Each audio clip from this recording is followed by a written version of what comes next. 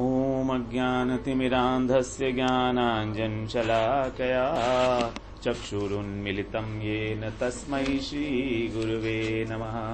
वाञ्छाकल्पतरुभ्यश्च कृपा सिन्धुभ्य एव च पतितानां पावनेभ्यो वैष्णवेभ्यो नमो नमः।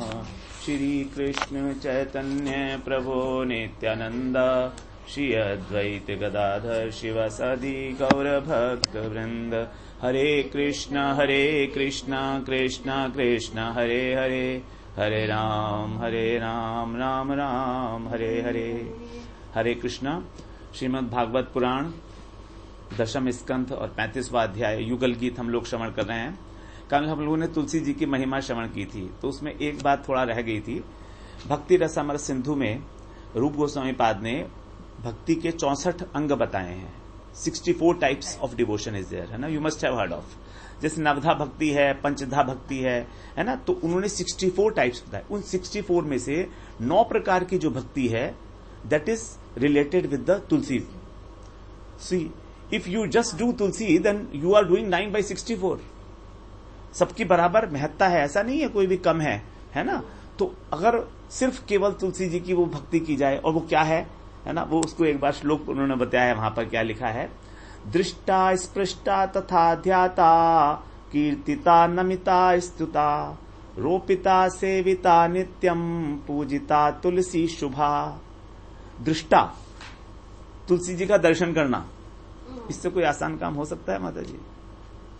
हैं? तुलसी जी का दर्शन करना, केवल दर्शन। आप देखिए, कर लीजिए दर्शन, हो रही है भक्ति। स्पृष्टा, जाकर सीइंग, टचिंग, है ना, स्पर्श कर लिया। ध्याता, आंख बंद करके ध्यान किया तुलसी जी का, मेडिटेट। कीर्तिता, उनकी महिमा का गान करना, है ना। What is the glories, singing the glories, glorification.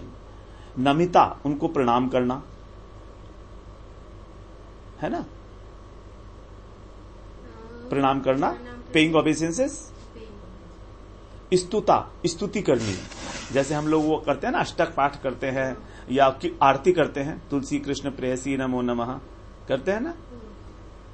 रोपिता, उनका रोपण करना। रोपण करना मतलब उनको लगाना मिट्टी के अंदर लगाना उनको, हाँ, प्लांटिंग। सेविता, उनको सेवन करना मतलब उनको जल देना, उनको स्नान कराना, उनकी सेवा करना। नित्यम, है ना, डेली। पूजिता, और पूजिता मतलब उनकी वर्शिपिंग, धूप दीप इत्यादि से जो करते हैं ना हम लोग, वो उनकी पूजा करना, वर्शिपिंग। तो दिस आर तुलसी शुभा।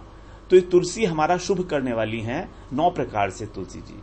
इतनी महिमा हो तुलसी जी की, और कोई भी ऐसी कोई चीज नहीं है। और इतनी हल्की भक्ति कहीं नहीं हो सकती है।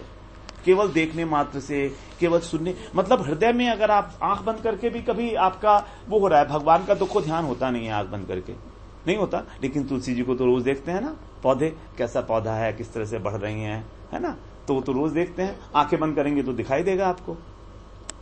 कितनी आसान भक्ति बताई है, बड़ा मतलब अच्छा है। भक्ति के अंदर देखिए कितना साधन सरल है ना। सरल भी है, ऐसा नहीं, हाँ, लेकिन वो चाहिए, मतलब एक निष्ठा चाहिए, बस ड्राइव चाहिए। तो हम लोग अब 12वां और 13वां श्लोक है, उसको श्रवण करते हैं। सह बलः स्रगवतंस विलासः सानुषुक्षिति भ्रतो ब्रज देव्यः हर्षयन् यर्हि वेणुरवेणा जात हर्ष उपरंभति विश्वम् महदतिक्रमण शंकित चेता मंद मंद मनुगर्जति मेघः सुहृदम अभ्यवर्षत सुमनोभेश छायया च विदधत प्रतपत्रम्। बिल्कुल उसी प्रकार से जो एक है स्टाइल युगल गीत का 12वें श्लोक में भगवान का सौंदर्य का वर्णन, है ना, और उसका प्रभाव कि क्या हो रहा है। तो सह बल, यहां पर भगवान बलदेव जी के साथ हैं। अब मतलब मध्याह्न का समय है लगभग, है ना, मध्याह्न का समय है, जो वन में गए हुए हैं ना अभी वहां पर गौचारण के लिए। तो कह रहे हैं ब्रज देव्य मतलब हे ब्रज गोपियों, ब्रज देवियों, मतलब एक सखी दूसरी सखी को हे ब्रज देवी देख तो सही, वो उसको ब्रज देवी कह रही है, उसको सखी या उसको गोपी नहीं कह रही है। हे ब्रज देवी, हे ब्रज देवी तू देख तो सही, ये जो कृष्ण हैं ये बलराम जी के साथ, और इनका कैसा श्रृंगार है, स्रग अवतंस विलास। स्रग का मतलब होता है माला, है ना, वनमाला धारण किए हैं, वो पहले बता ही दी, 5 फूलों वाली वनमाला जो चरणों तक है ना, वो वनमाला धारण किए हुए हैं। अवतंस का मतलब होता है कुंडल, है ना, तो ये है ऑन हिज हेड, नहीं कर्ण, कुंडल बोलते हैं इसको, कर्ण, कानों के आभूषण, ऑर्नामेंट ऑफ द ईयर्स। हाँ, और विलास मतलब ही इज डेकोरेटेड, है ना, he is decorated with these things, माला और कुंडल, इनमें 2 चीजें बताई गई हैं, है ना। और कहां पर है ये, सानुषु का मतलब क्या है, तलहटी, जो गोवर्धन पर्वत है उसकी तलहटी में है सानुषु। हाँ, क्षितिभ्रतो का मतलब है गोवर्धन पर्वत। क्षिति का अर्थ होता है पृथ्वी, और भ्रतो का अर्थ होता है पृथ्वी का भरण पोषण करने वाला, है ना। तो जो पर्वत हैं वो पृथ्वी का भरण पोषण करते हैं, ठीक है ना, पृथ्वी का they take care of the earth ना, तो इसलिए कहा क्षितिभ्रतो। गिरिराज जी का एक बहुत अच्छा वहां पर संबोधन दिया है, क्षितिभ्रतो मतलब हाँ, गोवर्धन के लिए। ब्रज देव्य, हे ब्रज देवी आप देखो तो सही कि गोवर्धन की तलहटी में बलराम जी के साथ माला और कुंडल धारण किए हुए कितने सुशोभित हो रहे हैं ये कृष्ण। इसमें लिखा है प्लेफुली वेयरिंग। हाँ, प्लेफुली वेयरिंग, विलास मतलब हाँ, he is a very joking mood, is a very jolly mood type of thing ना, विलास है ना, because everything is dancing, so there. हर्षयन यरहि वेणु रवेण, यरहि माने when he is doing that वेणुवादन, तब क्या होता है उस वेणुवाद से हर्षयन माने to give pleasure, to give joy to. जात हर्ष उपरंभति विश्वम, ये क्या कर रहे हैं, पूरे वर्ल्ड को, पूरी दुनिया को आनंद देने के लिए अपने वेणु नाद से और जगत को क्या कर रहे हैं, उपरंभति का अर्थ क्या लिखा है, कॉज ऑफ रिलेशन है, कॉज टू रिलेश नहीं, उपरंभति, रंभति का अर्थ होता है आलिंगन, है ना, उपरंभति मतलब पास में जाकर, जैसे भगवान की जब वेणु चलती है एम्ब्रेसिंग, रंभति मतलब एम्ब्रेसिंग, तो the sound of the flute it is embracing the whole world, and while embracing the world it is giving them the pleasure also, it is making them happy. तो अब यहां पर भगवान का जो उद्देश्य है, बेसिकली उद्देश्य क्या है यहां पर, his purpose is not to call the cows and all here, his purpose is to give the pleasure to the worldly people, है ना। भगवान का, आप देखिए, भगवान हमको आनंद देना चाहते हैं, जब भगवान हमको आनंद देना चाहते हैं तो क्या कोई रोक सकता है?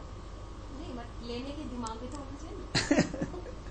तो इसका मतलब यह है कि भगवान जब आनंद देना चाह रहे हैं तो भगवान की वेणु जो है अभी भी है, सारे विश्व के लिए है, क्योंकि ये तो नहीं है कि गोपियों के लिए ही है, वो कह रहे हैं कि सबके लिए है। गोपियां कह रही हैं कि पूरे विश्व को भगवान अपनी वेणु के नाद से आनंद देना चाह रहे हैं, और आनंद देने का तरीका भी कितना सुंदर है ना। The way to give the pleasure to the whole world is to immerse them into the nectar of that sound, nectar of that sweet sound no of the flute, है ना। तो इमर्स करने का मतलब क्या, उसको आलिंगन कर लेना, मतलब हम लोग जब कोई बहुत सुंदर शब्द सुनते हैं तो आंखें बंद हो जाती हैं, है ना, और एकदम से बड़ा भाव विभोर हो जाते हैं, भाव विभोर। तो भगवान हमको चाहते हैं कि तुम मेरी वेणु सुन के भाव विभोर हो जाओ। तो जब भाव विभोर हो जाओगे तो तुम्हारा चित्त द्रवित होगा और मैं तुझे चुरा लूंगा चुपचाप। यू विल बी ओवरवेल्म्ड, है ना, to get overwhelmed by that sound. अब भगवान ने वेणु बजाई तो थी ये सारे विश्व को आनंद देने के लिए, है ना, लेकिन इसका असर क्या हो रहा है, इसका असर, जो प्रभाव, what is the effect of it, वो अगली लाइन में बता रहे हैं। महद अतिक्रमण शंकित चेता, कि जब भगवान ने वेणु बजाई तो आकाश के अंदर जो क्लाउड्स थे, है ना, वो लोग, उन्होंने सोचा कि कृष्ण हमें बुला रहे हैं। तो कृष्ण जो है महत पुरुष हैं, महापुरुष हैं, वे महात्मा है ना, बड़े हैं भाई। तो महद अतिक्रमण शंकित चेता, उनको लगा कि कहीं जब हम जाएंगे, जब मेघ चलते हैं, क्लाउड चलते हैं तो आवाज आती है, इट साउंड्स होती है। तो उन्हें लगा, मेघों को ऐसा लगा कि कहीं कृष्ण की जो वेणु बजाई जा रही है उसमें किसी प्रकार की कोई बाधा तो नहीं आ जाएगी, कोई कष्ट तो नहीं होगा, कोई डिस्टर्बेंस तो नहीं होगा हमारे कोलाहल से। शंकित चेता, they are thinking about it, they are doubting it, कि कहीं हमारे चलने से कृष्ण की वेणुवादन में कोई बाधा, कोई प्रतिरोध, कोई अवरोध तो नहीं आ जाएगा, क्योंकि कृष्ण का उद्देश्य है सारे विश्व को एंजॉय कराना। अब जब विश्व, तब कब किस प्रकार से होगा, जब उसके अंदर डूबेगा तो एक मतलब एक ताल होती है, एक लय होती है ना। अब अगर मान लीजिए कोई बीच में बोल जाए अचानक से खड़ा होके, तो टूट जाता है सारा कुछ। इवन जब हमारे यहाँ कीर्तन वगैरह होता है, हरे कृष्णा होता है, तो बड़ा एक ताल मृदंग से हो रहा है, और कभी कभी क्या होता है, अचानक से कोई चीज घटना घट जाती है ना, जैसे बिजली चली गई, बहुत तेज एक ब्लास्ट हो गया, तो सारा का सारा जो आनंद था वो सब खत्म हो जाए। उसी प्रकार से ये जो मेघ हैं, they are doubtful about it, कि महद अतिक्रमण ना हो जाए, कहीं हमसे अपराध ना हो जाए। और इसलिए क्या करते हैं, मंद मंद अनुगर्जति मेघ, धीरे धीरे गरज रहे हैं, आराम से चल रहे हैं, और उस ताल के अंदर ताल मिला के चल रहे हैं, है ना, कि कहीं ऐसा ना हो कि कृष्ण को कोई परेशानी हो जाए, उनके उद्देश्य के अंदर कहीं कोई प्रॉब्लम आ जाए, है ना। मंद मंद अनुगर्जति वेजा, धीरे धीरे अनुगर्गति, एक के बाद एक चल रहे हैं नियम से। ये नहीं कि कई बार होते हैं ना, मेघ एक से ऊपर एक भागते हैं बहुत तेजी से, थंडरिंग होती है ना, बहुत तेजी से भागते हैं, लेकिन यहां पर बहुत तेजी से नहीं भाग रहे, धीरे धीरे एक के बाद एक, जैसे थोड़ा चल रहा है फिर उसके पीछे चलेगा, नियम से चल रहे हैं। दिस क्लाउड्स अनुगर्जति मेघ। हाँ कर लीजिए। हाँ प्रभु जी, आ गए आप, मैं बस ले आके देती हूँ। इसको कैसे रोकेंगे, आई डोंट नो, कैसे रोकते हैं इसको, होल्ड कैसे करेंगे, होल्ड कर सकते हैं, मुझे नहीं पता। रिकॉर्डिंग सेटिंग, रिकॉर्डर रेस्टोर करने के लिए। तो यहां पर बता रहे हैं कि जब वो चल रहे हैं धीरे धीरे, है ना, मंद मंद अनुगर्जति वेदा, धीरे धीरे मंद मंद, और बड़ा ध्यान रखते हुए कि कहीं डिस्टर्बेंस नहीं होना चाहिए। और अब वो कह रहे हैं सुहृदम, सुहृदम का मतलब है भगवान के सुहृद हैं वो मेघ, भगवान के सखा हैं। सुहृद का मतलब होता है वेल विशर, तो हमारा जैसे फ्रेंड होता है वो वेल विशर होता है ना। तो अब मेघ अपने को कृष्ण का सखा मान रहे हैं, है ना। अब मेघ कहां और कृष्ण कहां, आप सोचिए ना। अब देखिए, मेघ कह रहे हैं कि हमारे सखा हैं कृष्ण, इसलिए अब हम इनकी सेवा करेंगे सख्य भाव से। अभ्यवर्षत माने उस नीचे रेनिंग कर रहे हैं धीरे धीरे। जो सुमनो भी, सुमन जो पुष्प है, फ्लावर्स क्या है मेघ के पास, छोटी छोटी स्मॉल ड्रॉपलेट्स, जो छोटी छोटी ड्रिजलिंग होती है ना, ड्रिजलिंग टाइप की है। तो वो no, they are not flowers, they are the drizzling, छोटी छोटी जो बूंदे हैं, ड्रॉपलेट्स हैं, ठंडी ठंडी पानी की ना, शीतल जल की, फुहार जिसको बोलते हैं, फुहारे हैं, हाँ, है ना। So that they are doing अभ्यवर्षत, अच्छी प्रकार से, अभ्य का मतलब अच्छी प्रकार से, जहां जहां पर जरूरत है, जिससे कि भगवान के, जो भगवान को गर्मी लग रही होगी, है ना, वो शांत हो जाए, शीतल हो जाए, सेवा करनी है भगवान की। और छाया, धूप है तो शेड, छाया कर रहे हैं। कैसे कर रहे हैं, विदधत प्रतपत्रम, प्रतपत्रम का मतलब है अम्ब्रेला की तरीके से, अम्ब्रेला, अपना शरीर का ही उनका अम्ब्रेला बना लिया, उन्होंने अपने शरीर को ही अम्ब्रेला बना लिया, मतलब शरीर से भी सेवा कर रहे हैं। तो देखिए, शरीर से सेवा कर रहे हैं, वाणी से सेवा कर रहे हैं, गर्जन कर रहे हैं, है ना। और अभ्यवर्षत, सुमनो भी मतलब मन से, हृदय से, हृदय उनका द्रवीभूत हो गया, तभी तो नीचे निकल रही है ड्रॉपलेट्स। तो चित्त उनका जो है वेणु सुनकर द्रवीभूत हो गया, it melted, and because of that the small droplets are coming down, है ना, raining. So all the three ways they are serving the Krishna,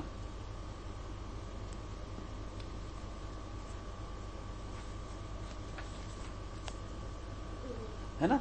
अब यहां पर देखिए किस हाँ three 3 ways they are doing it by their body as a umbrella, है ना, then by their speech because they are doing that garjan, small sound is there, है ना, हाँ small, and then abhyavarshat sumuno bhi, drizzling, that is by the heart, from the heart, melting of the heart.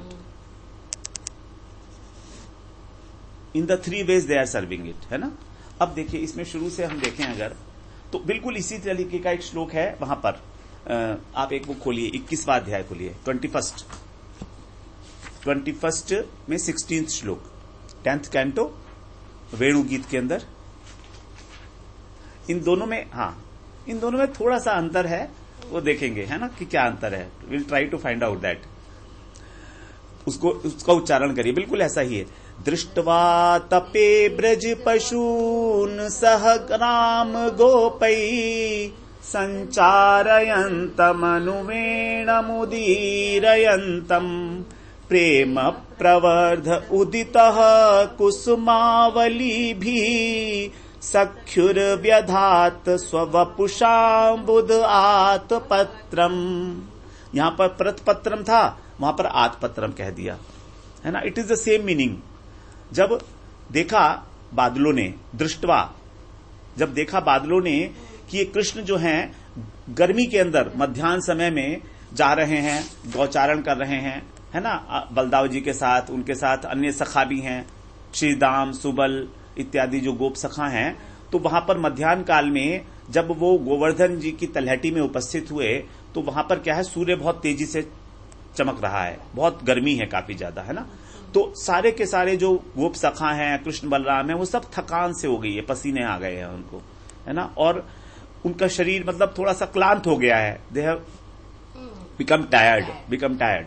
तो उस समय जब भगवान अपनी वेणु को रख के और आह्वान करते हैं गायों का। अब यहां पर गाय का आह्वान कर रहे हैं, यहां पर विष्णु को आनंद देने के लिए नहीं कर रहे हैं, कहीं लिखा नहीं है ना। तो यहां पर गायों को बुलाने के लिए जब कर रहे हैं तो गायों के साथ साथ मेघ भी चले आते हैं और सोचते हैं कि देखो हमारा सखा है, इसको कितना कष्ट हो रहा है, चलो हम लोग जो है इसकी सेवा करते हैं। तो वहां पर भी वो छाया कर देते हैं और प्रेम प्रवर्ध, इनके अंदर प्रेम की उत्पत्ति होती है, एकदम प्रेम का उदय हो जाता है। हाँ, it is not demanded by Krishna, है ना। So out of the love they start showering the droplets, है ना, in the form of drops, है ना, and they are considered as flowers, कुसुम। तो कुसुमावली भी, दोनों जगह पर एक ही बात आई है, सख्यु। वहां पर आया था सुहृद और यहां आया सख्य। तो अपने को सखा मान के, अब सखा मानने का कारण क्या हो सकता है, सोचिए। बहुत सादृश्य है मेघ के अंदर और कृष्ण में, दोनों का रंग एक सा ही तो है, घनश्याम, है ना। भगवान का रंग भी तो ये है ना, नव जलधर कांति। जो नवीन मेघ होते हैं, द नव जलधर, सेम कलर है ना। नव जलधर जो नवीन मेघ होते हैं बरसात में, उनकी जो शोभा होती है बिल्कुल उसी तरीके का भगवान का है। उसके बाद दूसरा है पीत वसन, Krishna is wearing the pitambar, and the बादलों के अंदर जो बिजली होती है, लाइटनिंग चमकती है, वो भी पीली रंग, वो भी उसी तरह की होती है, व्हाइट रंग की होती है। तो वो भी फ्लिकर करती है और ये पीतांबर भी फ्लिकर करता है, ग्लिटर करता है। उसके बाद तीसरा है गर्जन, साउंड। हाँ, भगवान जो है वेणु के थ्रू गर्जन करते हैं और वो जब चलते हैं तो गर्जन करते हैं। तो साउंड भी है और क्लोथ्स भी एक से हैं और कलर भी एक सा है। तो सखा हो गए ना भाई। जब साथ के लोग होते हैं तभी तो बात बनती है ना आगे। तो जब सखा हो गए तो फिर सेवा भी करनी पड़ेगी, है ना। तो यहां सेवा कर रहे हैं मान लो। तो सखा होने का जो प्रेम है, सख्य प्रेम है उनका, है ना। अब देखिए, पहले अभी तक जो बात हुई थी ना हमारी, वो सारी उन लोगों के लिए हुई थी जो जमीन पर रहते हैं। सबसे पहले एक व्योमयान वनिता तो चलो दूसरी थी, जो देवियां थी, जो स्वर्ग की देवियां आई थी, वो तो अलग है। लेकिन पहले तो ब्रज के जो गाय थी, वो थे, मृग थे, है ना, बैल थे, नदियां थी, लता वृक्ष, सारस, हंस, पक्षी, ये सब जमीन के थे।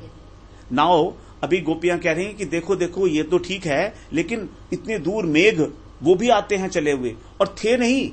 जब वेणु बजाई तो मेघ नहीं थे, लेकिन आ गए, अपने आप आ गए। तो इतनी दूर से वो भी भगवान की वेणु सुनकर आ जाते हैं इनकी सेवा करने के लिए। और हम यहां पर इनके साथ रहती हैं तो भी सेवा नहीं कर पाती। तो इससे अच्छा तो हम मेघ ही बन जाती। कितने सौभाग्यशाली हैं मेघ कि खुल्लम खुल्ला भगवान की सेवा कर रहे हैं, अपने शरीर से भी सेवा कर रहे हैं, बताइए। और हम लोग तो छुप छुप के देखती हैं। हमारा तो सौभाग्य नहीं है। मतलब जब प्रेम की अधिकता होती है ना तो दीनता आ जाती है। जो तृणादपि सुनीचेन वाली बात है, हम अगर सोचें कि हम दीनहीन हो जाएंगे ना तो हम नहीं हो सकते, लेकिन जब प्रेम हो जाएगा तो दीनहीन हो जाएंगे। किसी के सामने भी आप देखिए, जिससे भी आपको प्रेम होगा उसके आगे आप बड़े दीन हो जाएंगे। ऑटोमेटिक होता है ये दीनता। ये नहीं कि हम जबरदस्ती अपने को बना लें, है ना। जो अगर बनाएंगे तो वो ड्रामेबाजी होगी, है ना। जो हम लोग करते हैं कि प्रभु जी दंडवत प्रणाम, मैं ऐसा नहीं कर सकता प्रभु जी कहते तो ज्यादा दीनता मत दिखाओ तुम, ये समझे ना, ये ड्रामा है। सब मैं जानता हूं ये ड्रामा है तुम्हारा, अंदर कुछ और बाहर कुछ और। मैंने कहा हाँ प्रभु जी बात तो यही है। एक बार हमारे महाराज जी ने मेरे को बोला शुरू में कि तुम कथा किया करो। तो मैं तो तभी ज्वाइन कर रहा था। तो महाराज जी ने कहा मैं तुम आश्चर्यचकित रह गए, महाराज जी क्या बात करते हैं आप, मैं कैसे कर सकता हूं। बोले तुम पढ़े लिखे हो कि नहीं हो। मैंने कहा हाँ हूं, थोड़ा बहुत तो पढ़ा लिखा हूं। बोला ठीक है फिर ये वैष्णव वाली दीनता मेरे सामने मत दिखाया करो। मैं कह रहे बाप रे बताइए। लेकिन मैंने तो अपने दिल से पूछा था क्योंकि मैं जानता नहीं था कुछ भी तब तक, है ना। तो कह रहे मुझे पता है तुम करोगे कथा, कोई नहीं रोक सकता तुमको। और तभी उन्होंने बोल दिया था दिल्ली के अंदर, वृंदावन में तो मैं था भी नहीं, आता भी नहीं था, है ना। तो देखिए कितनी बड़ी बात है ना। और वो दीनता। तो ये जो दीनता हम लोग दिखाते हैं ना जनरली, हमारी दीनता तो ड्रामेबाजी है ये। लेकिन असली दीनता तो ये गोपियों की है। वो कहती है हमारा मेघ के रूप में जन्म करते ब्रह्मा जी हमको काहे बना दिया, हम स्त्रियां बना दिया हमको, है ना। और हम उन्हें प्रेम तो करती हैं क्योंकि उन्हें हम ही प्रेम नहीं करती, जो भी उनको देखता है या उनको सुनता है उनके चरणों में स्वयं को सैक्रिफाइस कर देता है, सरेंडर कर देता है ना।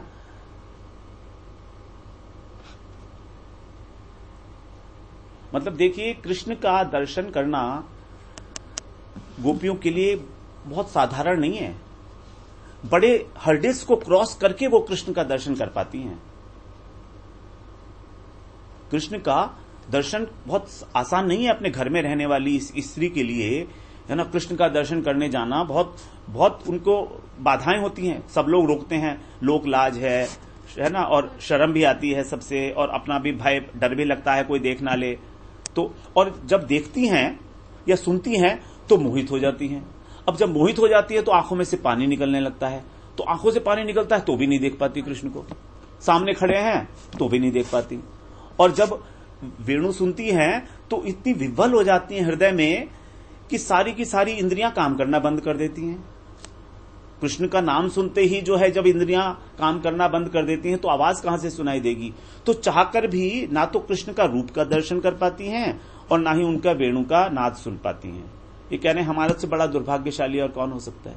How unfortunate we are. उन्हें पता है शाम रात को सारा का सारा मिलन होना है कृष्ण से, लेकिन एक एक क्षण उनको युग के बराबर लगता है। एक एक क्षण ऐसा लगता है कि बस ये क्षण तो बिल्कुल युग की तरीके से है। वो भूल जाती हैं कि हम मिले थे कभी, सब भूल जाती हैं, है ना। इतनी व्याकुलता है, एक एक क्षण के लिए कृष्ण को देखते रहती हैं वो। और हम तो घर के काम में उलझी रहती हैं। हम कितनी बड़ी दुर्भागिनी हैं, हमारा क्या होगा। तो भगवान हमको अगले जन्म में मेघ बना दे, ये है उनकी इच्छा। तो अब यहां पर कह रहे हैं कि जब कृष्ण को गर्मी लग रही थी, है ना, और सारे के सारे बालक थे, वो भी सब के सब जो गरम गरम रेत था उसके ऊपर खड़े हुए थे, शिलाएं थी गोवर्धन पर्वत की उस पर खड़े थे, तो उनके पैर तप रहे थे, नीचे से गर्मी लग रही थी। लेकिन तो भी ये नहीं कि वो किसी प्रकार की वो कंप्लेंट कर रहे थे, है ना, कि नहीं छाया में चलो, जैसे हम लोग कभी परिक्रमा करते हैं तो नहीं छाया में चलेंगे भाई, नहीं। उनको क्या हो रहा था, उनको महसूस ही नहीं हो रहा था वो गर्मी। प्रेम में उनके सखा भी भगवान के इतने वो हैं, है ना, व्याकुल हैं, मतलब व्याकुल नहीं, उसमें मदहोश हैं, दे आर लॉस्ट, है ना। तो रूप गोस्वामी ने इसी का वर्णन किया है कि उनको जब हमारा जो दुख है वो भी हमें सुख के समान लगने लगे, तब समझिए कि हमको राग हो गया है भगवान से। हमको प्रेम हो गया है भगवान से। साधारण जगत में भी हम देखते हैं इस प्रकार का, है ना। तो वो रूप गोस्वामी ने बताया है, दुखम अप्यधिकम चित्ते सुखत्वेनैव रज्यते यतस्तु प्रणयोत्कर्षात स राग इति कीर्त्यते। राग किसको कहते हैं? हमारी भक्ति कौन सी है? रागानुगा, है ना।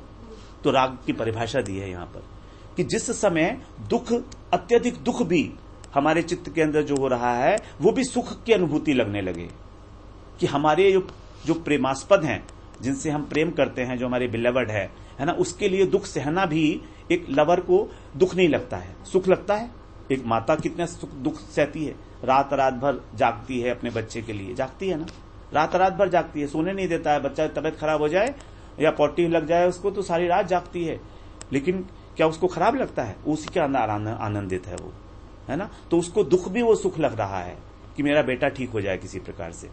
तो यतस्तु प्रणयोत्कर्षात्, प्रेम की अधिकता के कारण, उत्कर्ष के कारण उसको राग कहा जाता है। तो यहां पर जितने भी भगवान के सखा हैं वो सब के सब राग हैं। गोपियों की तो राग की बात ही अलग है, भगवान के जो सखा हैं वो भी भगवान से राग करते हैं, ये उन्होंने बताया। तो अब कृष्ण उनका जो उनको गर्मी लग रही थी सखाओं को, तो अब कृष्ण का क्या फर्ज बनता है? कृष्ण ने सोचा कि चलो मैं एक राग निकालता हूं, मल्हार राग। एक मल्हार राग होता है, उस मल्हार राग को जब गाया जाता है तो बादल आ जाते हैं। जैसे हमारे यहां पर थे ना तानसेन वगैरह, ये लोग भी जानते थे मल्हार राग।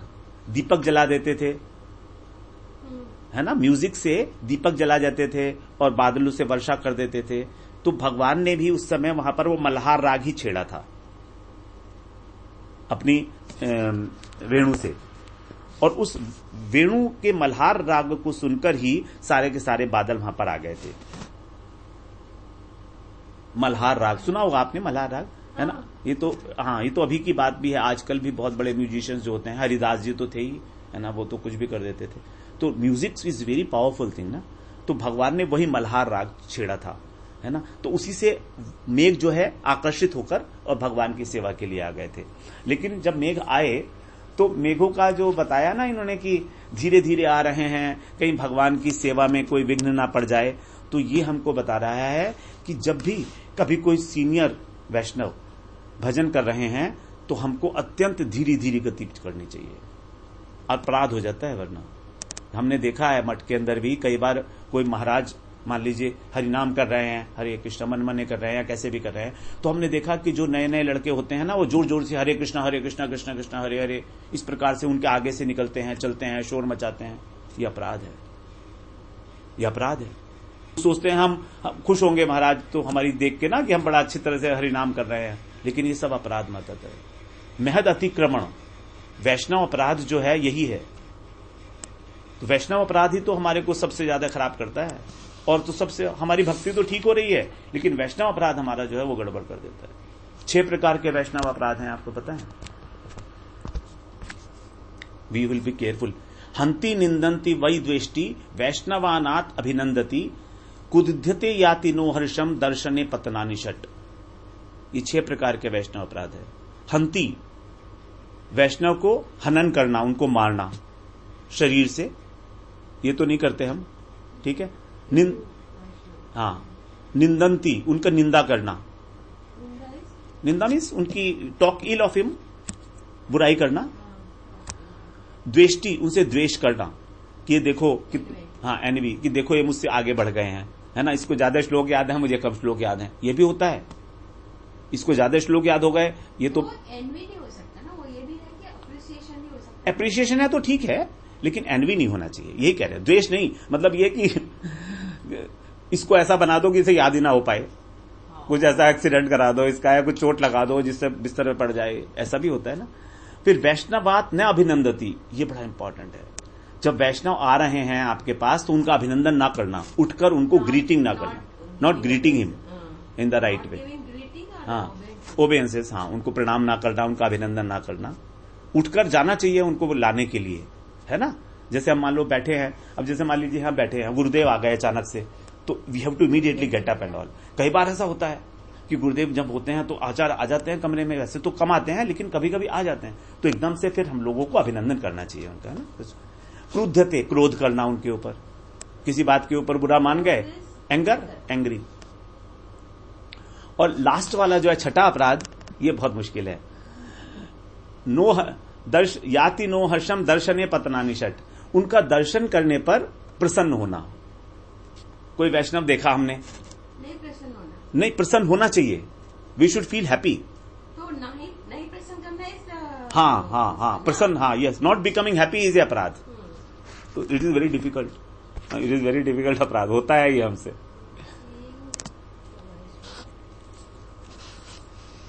तो ये 6 अपराध जो है बड़े इंपॉर्टेंट है हमारे को, जो हमारे लिए बहुत समझने योग्य है, ये 6 अपराध है ना। और इन 6 अपराध के विषय में हम लोग फिर अगली बार चर्चा करेंगे, ठीक है। दिस इज वेरी इंपॉर्टेंट है, हाँ। So this is very important actually, all the 6 of them ना। तो we will discuss it next time, कोई बात नहीं, एक ही बात है। वांछा कल्पतरुभ्यश्च कृपा सिंधुभ्यैव च पतितानां पावनेभ्यो वैष्णवेभ्यो नमो नमः।